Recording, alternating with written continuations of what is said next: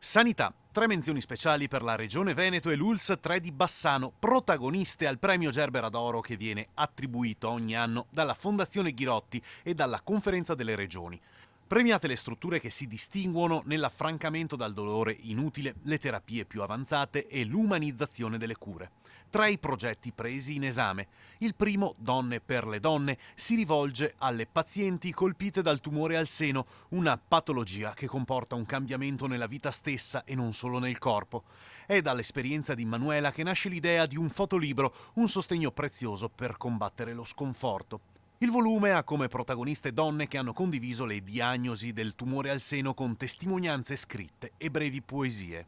La seconda iniziativa è Pizza Therapy, un corso dove è possibile sperimentare leggerezza e solidarietà attraverso l'insegnamento a pazienti da parte di pizzaioli provetti.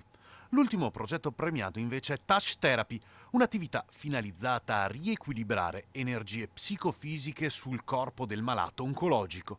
Per il direttore generale Giorgio Roberti, questi progetti sono un ottimo esempio di integrazione tra ospedale, territorio e comunità.